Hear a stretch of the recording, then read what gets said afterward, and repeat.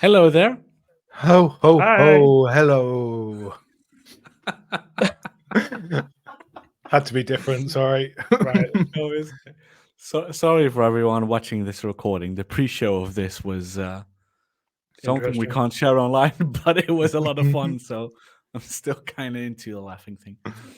All right, our show for or our contribution, I should say, for festive tech. Yeah. Yeah. Richard, you know all about that. Yeah, being one of the co-founders, me and one of our colleagues, Gregor Sutty, co-founded this 5 years ago, 2019. I think that's 5 years. I can't do the math tonight. It's But 4 years, yeah. mate. 4 years, there we go, thank you. It feels like 5 years it's been going on that long. But back then it was the Azure Advent Calendar, and now it's the Festive Tech Calendar, and we're super excited about it. We're raising money for the Raspberry Pi Foundation, so if anyone wants to contribute, go to festivetechcalendar.com and find the Just Giving page there. So what before we get into the fun stuff, what did the Raspberry Pi Foundation do? Did I say that right? Raspberry Pi Foundation. What do they do? Good question. Now, I should probably know this, but I can't remember off the top of my head. But the Raspberry Pi Foundation, they create the Raspberry Pis, which I've got 4 of over there. I think it's 4. Yep. Which create an AKS cluster. But the charity, actually, we probably get it up on the screen, I think, Wesley, if you just go to festivetechcalendar.com. But yeah, it's a charity, I think, that will just basically help donate to people who need to get technology in their lives. But hopefully, Wesley should get it up. I think if you scroll down a bit, Wesley, and let's get that up on the screen. That one there. If you go back to the top, there should be, if you click on the homepage at the top, and then scroll down a tiny bit, a bit more. And the Just Giving page right there. If you click on that one there, yep. So we're trying to raise £5,000. We've got 342 so far. So please donate. And if you scroll down a tiny bit more, and it tells us all about the story of the Raspberry Pi Foundation. Awesome. So yeah, it's a mission to help young people learn how to code, create, and solve meaningful problems using technology, which is really cool, I think. We're all about technology. It's the Festive Tech Calendar. Getting this new generation involved in technology is awesome. I will do this tomorrow. Let's see. We've got a nice list of supporters already. Yeah. We've got Dwayne, who I still remember from a couple of years ago, who did a Christmas song on YouTube. He did. It was amazing. He did. I still love it. We got John. One of my favorite sessions ever. Oh yeah, Jonah as well.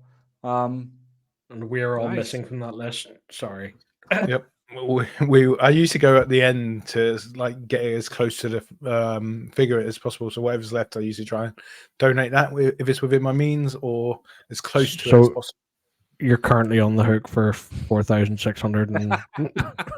Like I said, if I can afford it, I try and get as close to that. Gregor does the same, so usually we sort of work together and try and donate as much so we can get it to that limit.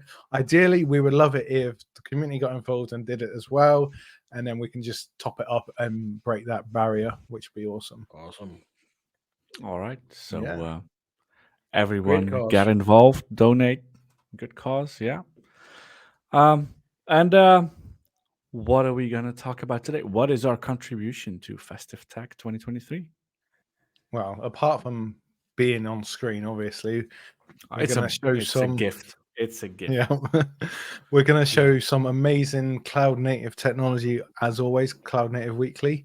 And Wesley's done a lot of work on this behind the scenes and created some really cool demo for us. I think at least it's a really cool picture which he got from AI. So at least that's good going for us. See, it's talking about us being it. Richard is a gift that keeps on giving. So Wesley spent a lot of time and effort into this, and this is a nice picture generated by AI. We're about to find out what it is. So yeah. All right. So Wesley didn't want to spoil everything. Our promise is to to just get started with AKS and get a solution up and running. And our story, we'll get to that in a little bit. We're just going to be deploying AKS through the Azure portal. We always say friends don't let friends click in the Azure portal because you got automation. And that is true if you want to have consistent deployments, consistent quality, predictability. But getting started through the Azure portal these days is very simple. There's a very good best practices available out of the box. We're going to talk you through them. We're going to show you how that works. And we'll get an application up and running. Santa stuff. Cool. Yeah. Right. Let's get your screen up, I guess. Let's get the screen up. So first, I think we've got a banner somewhere that has this has the link to this. What we've done is we've built a very simple application, and we provided the YAML so you too can deploy this and play with this. And because we want to keep it Christmassy, Santa style, we're going to be deploying Santa's pod delivery service because Santa wants to deliver presents. And that's a lot. A cool image. This is the image, by the way. Yeah, I This like is the it. image. Look at that. This was Microsoft Designer. So Microsoft Designer, very, very good. Very good solution. Yeah, so what we'll be doing is delivering presents, spinning up pods, having our elves, or in this case, Kida, help us to achieve that. And I mean, if Santa needs to deliver that many presents, we got to talk scalability. How do we build something that scales very fast? I mean, that's when Kubernetes and Kida and Cloud Native comes in, right? Yep, definitely. So that's what we're going to do. We're just going to go ahead and deploy a Kubernetes cluster on Azure. So Azure Kubernetes Service. I've already created my resource group here. Everyone will probably be able to do that. And then what we're going to be doing is deploy AKS. So I'm just going to search for AKS and wait a little bit. And there we go. We've got Azure Kubernetes Service. And for me, over the past couple of years, and I have to be honest, I don't deploy AKS through the Azure portal every day. So when we started setting up this demo, it was quite a surprise to me how much features you now have that you can configure through the Azure portal. And sometimes, all of us, we click through the Azure portal and open up a Kubernetes cluster. And we think, was that feature there yesterday? Probably not. Because they spent a lot of time working on this, which is, it's great. It's great. So what we're going to do is just click create here. And I'm going to deploy it to my existing resource group. So that was Festive Santa. And then we can already choose a preset configuration, which is something that's been out for quite some time now. We can do production standard. We can do dev testing. So that's a lower SKU, less nodes. Production economy. So best for serving production traffic in a cost-conscious way. If your workloads can tolerate interruptions, that's the key here, because even with production standard, you can be very, very mindful of your costs and you can do it very efficiently. But this will, auto scaling left and right, up and down, and pods are going to be restarting. So you need to do deployments and configure replica sets and make sure that your software architecture can deal with that. That's the most important. And pod disruption budgets. Pod disruption budgets, yes. Yes. You need those. You definitely need those. And then we've got enterprise for, more security, rigorous permissions. And we're not going to do all of that. We're going to start with production standard. And we're going to give this thing a name. I thought of a name, which was, AKS. Festive Santa. Original. Very original. Very good name. I practiced this. So we're going to be deployed to West Europe, availability zones 1, 2, and 3. AKS pricing to standard. So you don't necessarily need standard if you're going to be deploying the demo, but standard is the financially backed SLA. So if you're a company, production workloads, you go with standard, not with free. There's way more to it, but that's the rule of thumb. That's what you do. Automatic upgrades. You can see it goes with the recommended one, enabled with patch, but we have a bunch of options these days. We'll just leave that by default. And for now, because it's a demo and it's the easiest way to do it, go with local accounts and Kubernetes RBAC. If you're going with production, you want to do Azure AD auth with Kubernetes RBAC. But then when we're going to be deploying the demo, we need to do authentication and MFA and Entra ID, and then that's going to drag this video on for longer than it should be. So we're just going to go with local accounts and Kubernetes RBAC, so we can just grab the kube config and get our stuff up and running. The goal of this is to show you can get started very quickly. And that's not a hello world very quickly. You can actually get something proper up and running.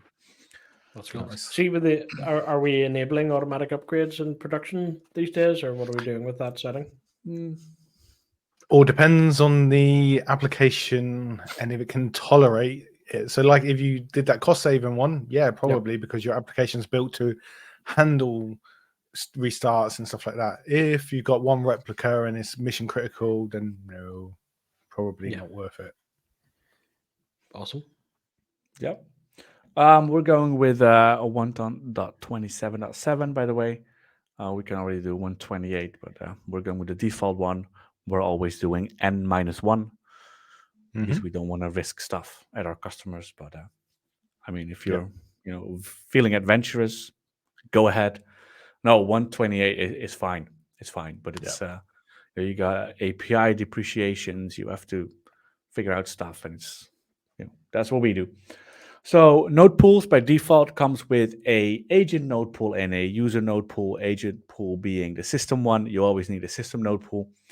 And then this is where we're going to be deploying our stuff, the user node pool. So we separate those. Say, do you need 2 to 5 nodes? Not for what we're doing, but I mean, if your stuff is going to scale, what I do see a lot is the system node pool being neglected in terms of scaling. But I mean, in production, you'll figure out soon enough when you go kubectl get, and then you have to wait because the Kubernetes API is lagging. That's probably the first sign that you want to start scaling up your system node pool. Do we have any rules of thumb that we're using in terms of how to size a system pool? Well, I was just going to actually say that if you use these presets, you'll see that it's a 8-core CPU. Because it's designed to run clusters up to 1,000, actually probably 5,000 nodes. Whereas if you use the free tier and the development one, you can probably get away with 2 nodes at 2 CPUs each, and have basically your system node pool needs to have a minimum of 4 CPUs across all of its nodes. So as long as you have 2 ones, then you should be fine. But yeah, if it's going to be a noisy cluster, or a big cluster, you probably want to go with a D8 minimum. Yeah. Awesome. And we're just going to leave this as it is, because tonight I'll be deleting this cluster anyway. Before someone, I mean, this is going to be released on Saturday, before someone grabs the IP and starts spamming my Azure Service Bus. So no worries there. So networking, we're going with Azure CNI. I mean, that's the best practice, right? What do we say about KubeNet, Richard? Friends don't let friends use KubeNet. You heard it here. Ladies and gentlemen, you heard it on Cloud Native Weekly. By Richard Huber. Yes. All right. We're going with Azure CNI. We've been doing that for a long time. Will that change in the future? Probably, but for now, this is what we're sticking with. I got in there before Karl. Someone has to say Cilium. Yeah, I need a Cilium t-shirt. I got a Cilium one. Me and Wesley's got one, yeah. Yeah. Come to KubeCon Paris, Karl, and get one. If you come to KubeCon Paris, we will reach out to Cilium and get you a t-shirt. See what I can negotiate. All right. So we got the networking. We can do our integration. So by default, it does Microsoft Defender for Cloud, container registry.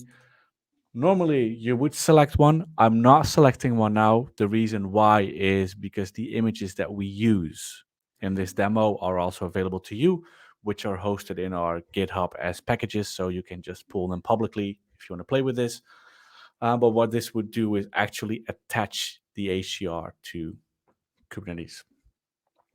So it's no Pretty much what integration that out of the does box. is set the ACR pool RBAC on the Noe Pool managed identity, right?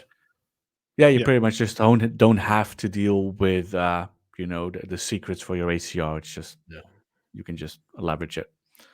And then we got Azure Policy by default enabled, which does OPA Gatekeeper and deploys all that. We got monitoring, default configuration. That's what we're going with. We get Log Analytics Workspace. We get Prometheus metrics. We get alert rules, Grafana visualizations. Basically monitoring and insights out of the box. Which is awesome. Like that's the default now. It's so good to see that we're incorporating these open source technologies into Azure as well, which is good. I love it. I mean, it was like a year ago when we started doing more scripting and more, infrastructure as code deployments for AKS, which, when we started was quite a challenge because of all the things you can configure for AKS. Yep. Now you deploy an AKS cluster with the right profile, and this is what you get. I think that's amazing. Mm-hmm. We got some advanced stuff as well. I mean, you want to integrate Key Vault, you can get the secret store CSI driver, you tick the box, and you get it. Obviously, some tagging, which is a best practice, just not applicable for a demo. We go review and create. It's going to do some validation, and then we're just going to start deploying the cluster. Nice. And the validation always takes longer in a live demo when you record than normally. But here we go. It's here. We're going to click create, and it's going to start the deployment. Now, that's going to take a couple of minutes.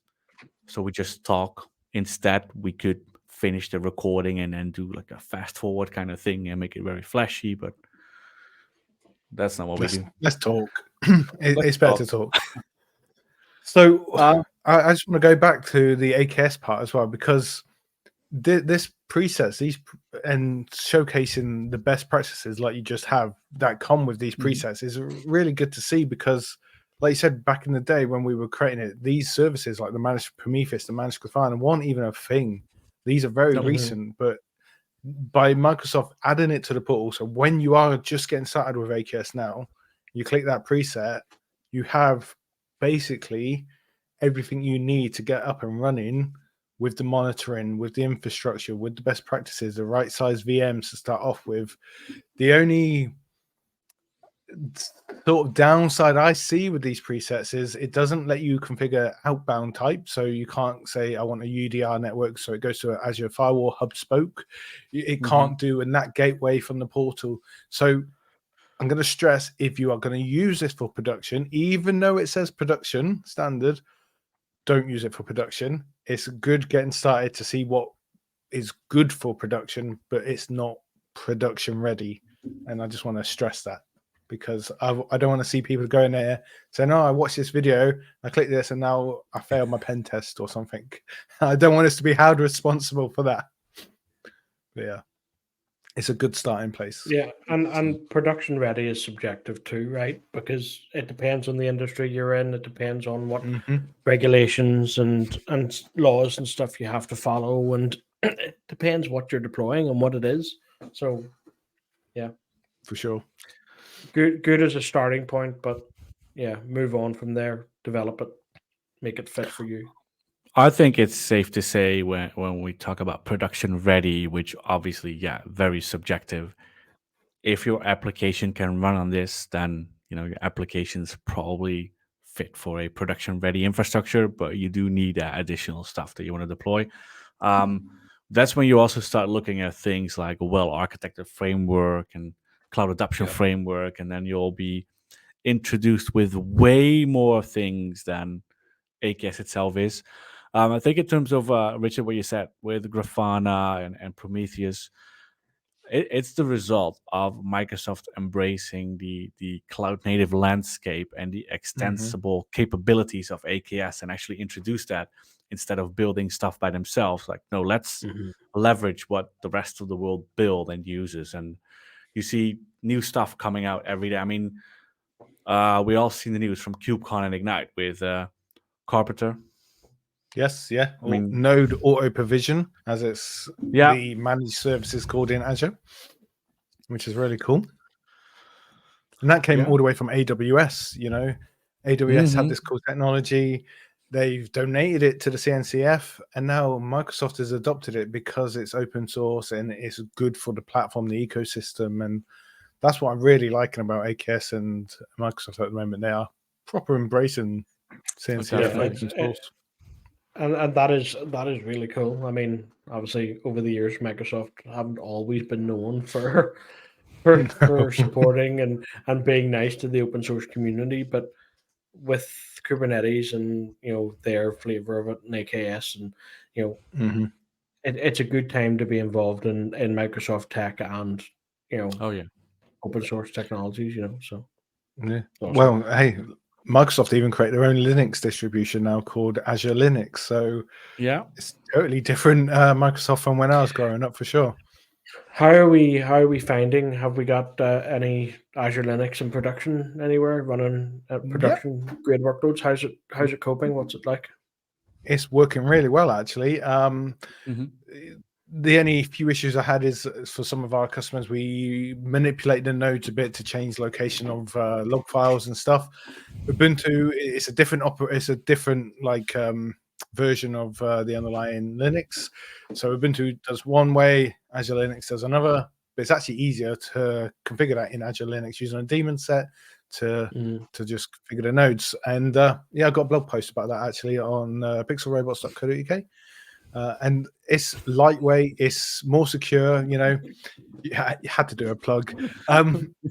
It's just a more secure operating system, in my opinion. It's compliant with CIS out of the box. The CIS benchmarks.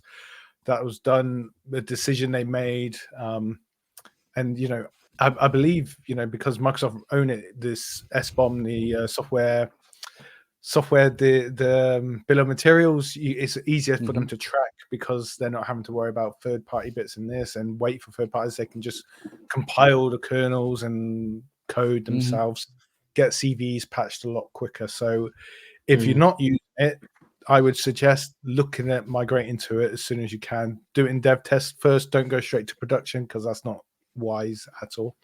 But it's more lightweight. It's built for containers, so it's going to have a lot less packages than Ubuntu. Reduces that attack surface, so definitely look at it. And are we using? We're talking about Azure Linux for node images and stuff, but are we using anything like the chain guard, really stripped down images for pod images or baselines or stuff like that, or what do Red Hat call it there? Distro lists or scratch images. The scratch images or the distro list stuff from I think Chain Guard have a set, Red Hat have a set, and then a few others have really stripped down, sort of really small stuff. Are we seeing that in use anywhere? And not seen it in use yet, only in sort of demos. I think it's quite a new technology, and people are still just sort of, well, at least the people I see are just learning more about containers and what it can do. They start off with the bigger containers, then they go down to Alpine, and then from there they start going down. And obviously with Kubernetes 1.28, I think it was, we got the debug containers. So even if you don't have a shell in your container because of these distro list ones and scratch ones, you can add a debug container into it, and then you get your shell access and check your logs and stuff like that. That's pretty cool. So, actually, we have to do a demo on that in a future show. Actually, isn't the Open Telemetry Collector distro list the image, the agent? Oh, it might be. Yes, it is. Well. No, I think it is because I deployed it the other day, and then I started complaining I could not execute into it because I wanted to do some debugging, and then I'm like, oh crap, distro list. Yeah, so it could be. So we have that running for some customers, but we don't build it ourselves. But oh, look at that! The cluster's built already. That was quick. Right. Okay, so our cluster is built, and well, you can see there. What we need to do first is connect to it because we need to install Kida because we said we want to quickly scale so that Santa can deliver the presents. So we need elves. The elves being Kida. So before we can actually deploy some Kida stuff, we need to connect to the cluster. And we're going to do just that. So we're just going to copy paste the whole thing. And we're going to do that here again. And there we go. So we should be able to do kns. I should type kubectl, but I've got an alias because I do a lot of kubectl typing. Yep. So we've got that up and running. It works. And now what we want to do is install Kida. On our GitHub repository, we've got the steps for deployment and the link. So what we just did, you can find it here on learn.microsoft.com. You also need a service bus because we are going to be leveraging a service bus, which Kida triggers upon. Need access policy, got all the links here, and you need to install Kida.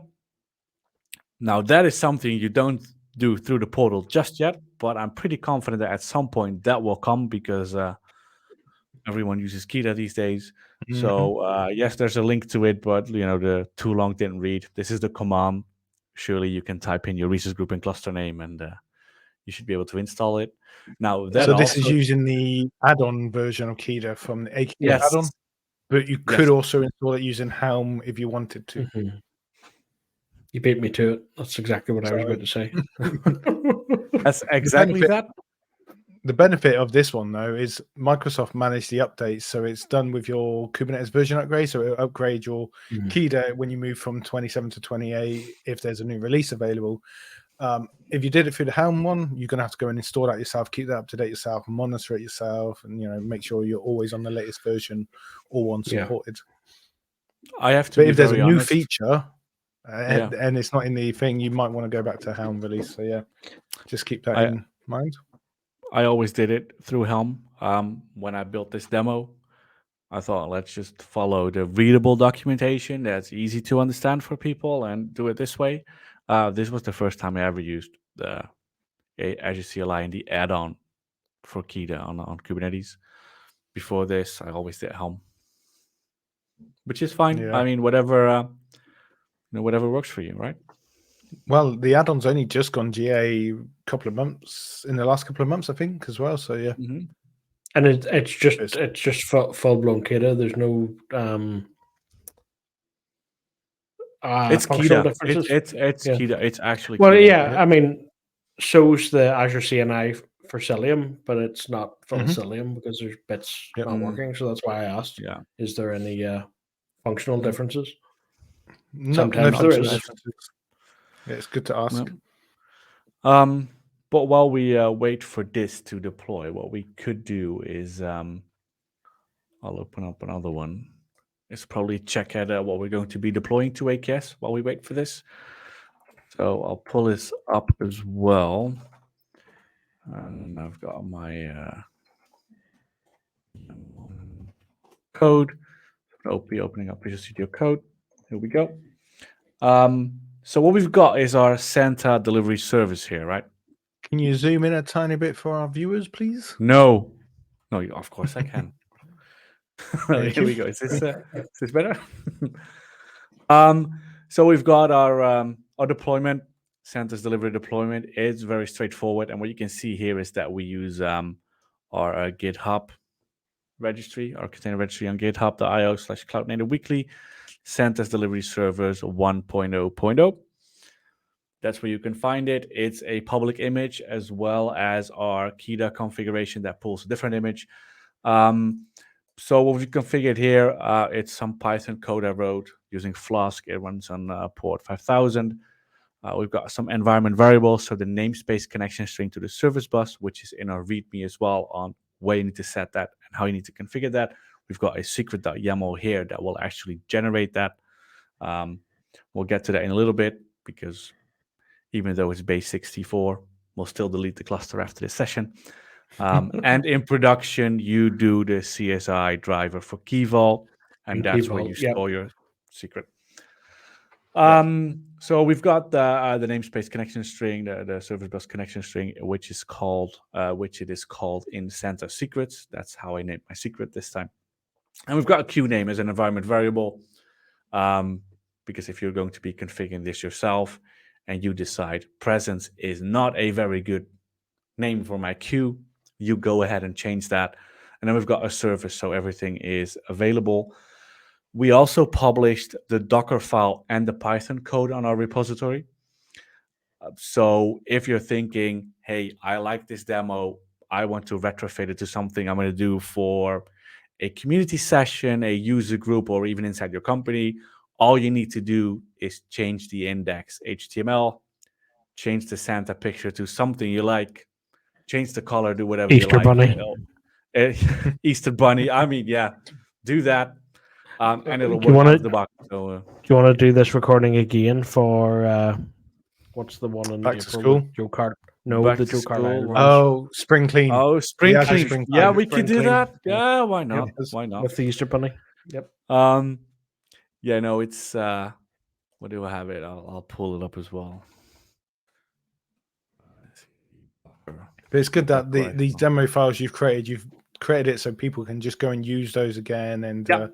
you've got all these environment variables so they can configure it to match their needs. That's really cool. Oh yeah, so we've got the web part. So this is the front end. It's just a basic Python file. It accepts the environment variables that you pass to the pod. This has no Santa stuff in it whatsoever. Well, it does because we call it presents somewhere here. Send a list of messages, and then there's something called presents. Oh, it's the submit button. It's a submit button.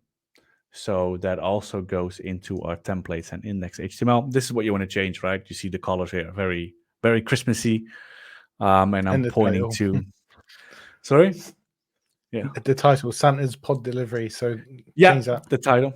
But I mean, if you want to change the picture, very straightforward. You go into static, you change this, you put a different picture in there. Probably want to rename it and do some bits and pieces. But got the Docker file here as well.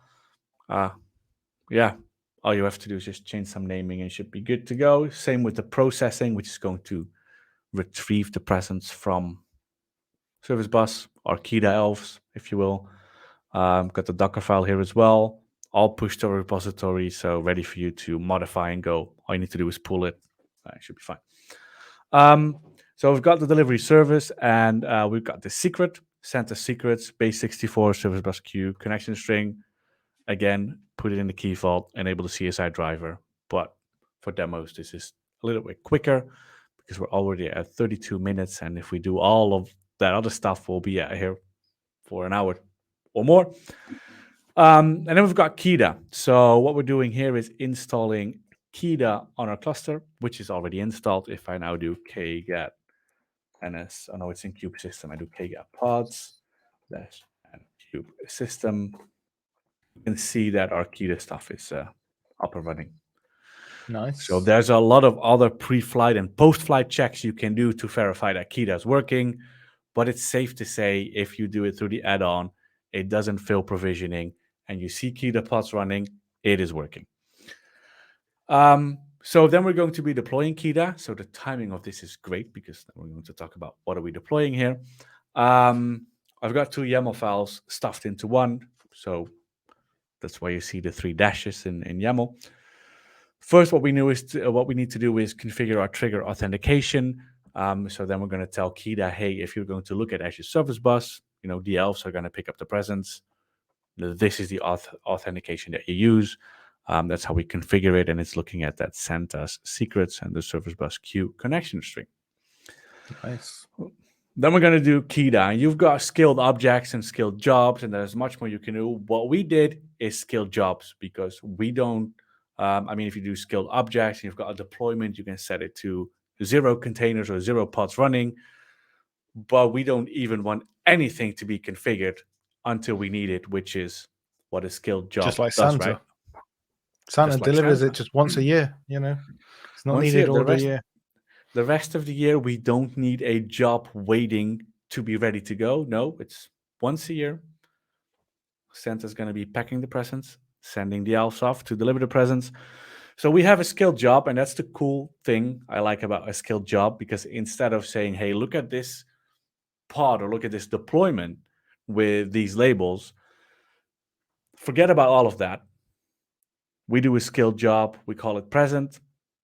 We do a job target reference, so parallelism 20 at the same time.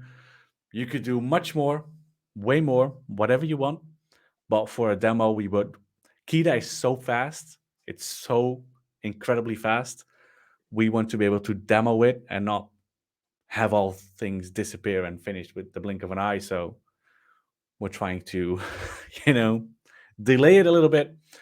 We've got TTL seconds after finished. So when jobs are done within Kubernetes, they live for quite some time if you don't clean them up. So this will just delete the whole thing after it's completed, after 100 seconds.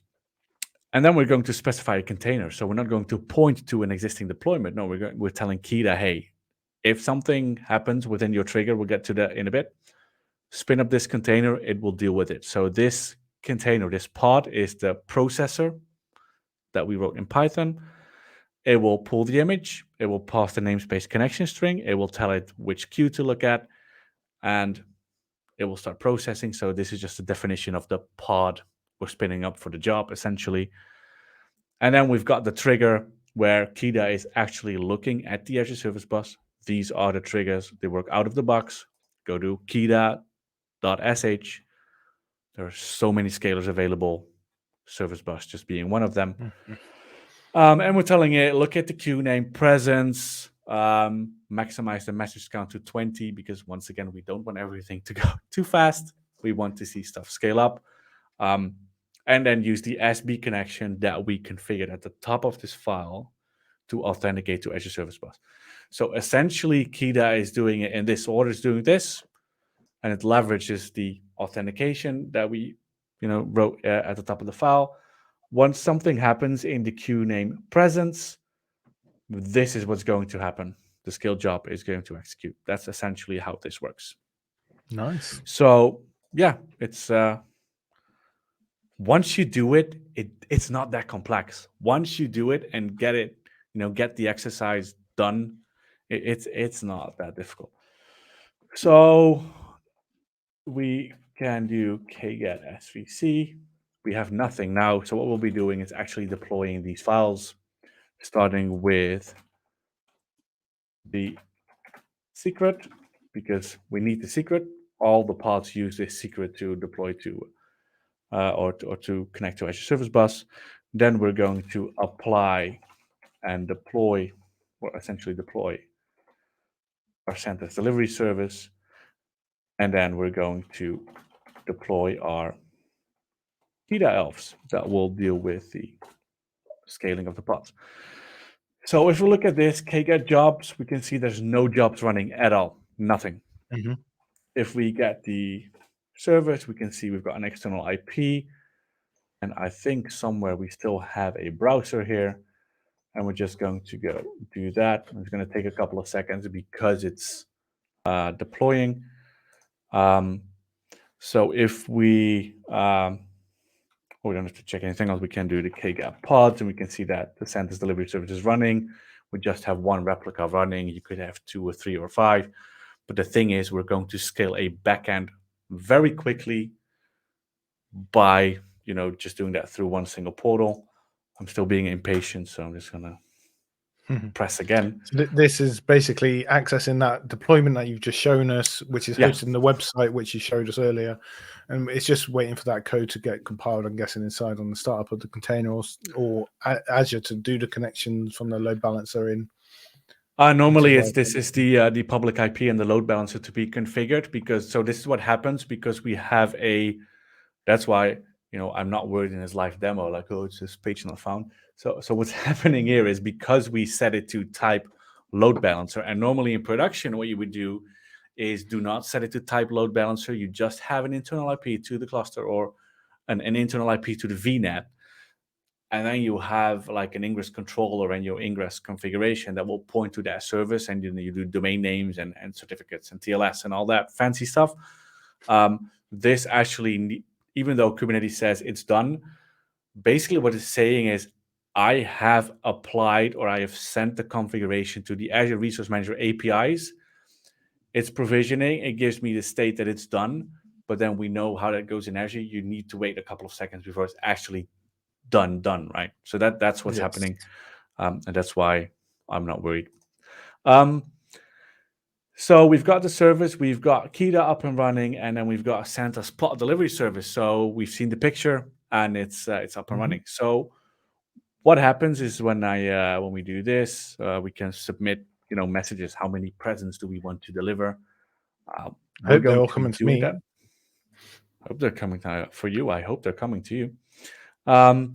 So what we're going to do, we did deploy our Kida configuration. So we're just going to clear this. What we're going to do is see, can we now see, because when we do K get jobs, that there's nothing, there's no presence to be delivered. There's nothing running other than the front end. Now, if we do a K get jobs and we add a watch to that, then we can see if something is going to change. And we're going to press submit delivery and then tell our elves that we need to deliver 1,500 messages. Whoa, that was quick, by the way. So it can take a couple of seconds because it's not checking every second. Kida's not checking every second. I did not configure that. So if you're lucky, it happens within the next seconds, but it can also take like 10, 20 seconds because it doesn't pull the service bus every time. But you can see presents are being delivered. It's going very, very quickly. And then what we can do is let's do 1,200, and this one's for Karl. This one's for Karl. As many as me. I want 850 because I'm not as needy as you guys. Yep. So we did that. But then if we check our service bus, we can actually see we've got 850 left, and it's going so quickly that we can keep hitting refreshing. So what it does is it does it in batches of 20 pods max, and then every pod does 20 messages because that works well, when scaling, doing a demo. So you will eventually see it pause a little bit or finish, and then it needs to finish a batch before it picks up the rest. If you've got more resources, you've got bigger clusters, it's already at 0. You can go above and beyond, obviously. When we can see it. That's how Santa delivers so many presents quickly. That's how we all get them. It's all Kubernetes and Kida. Yeah. We get all this at the same night, at the same day, on Christmas Day, because Santa's using Kida. That's the story. Yeah. You can see here it's already. You see it's going down, and we can. So that's pretty fast, right?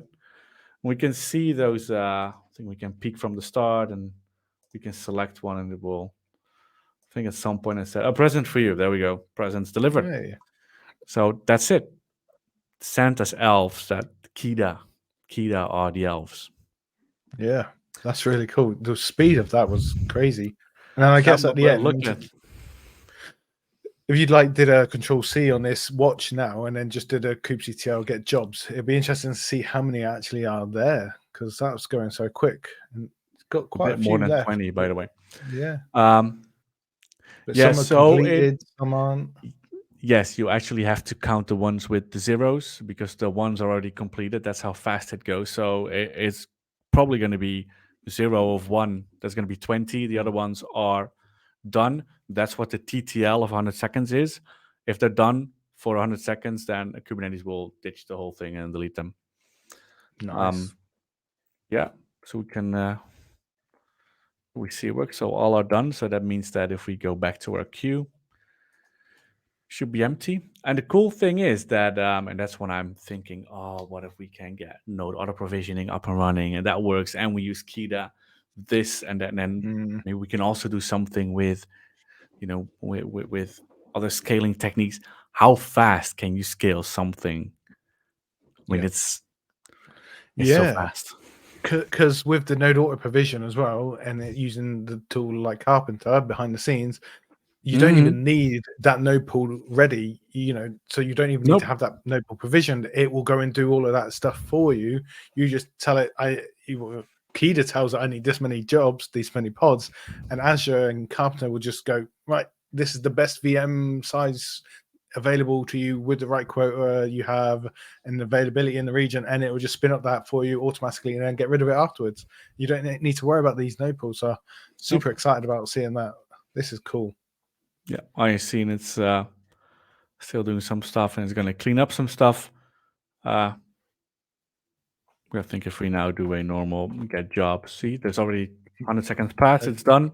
So now we have nothing running anymore. I mean, if you look at and I know we have a node running for this. It's a small demo, but if you look at the concept of cost management and you do processing stuff, or you need to do backend processing, and you deliver 24-hour service like an e-commerce shop or whatever, and you look at the concept of minimizing costs, when there are no users, you don't want to be processing stuff. You don't want to have capacity allocated. You want to be able to deallocate those nodes or get rid of those nodes that you're paying for, but nobody's using them.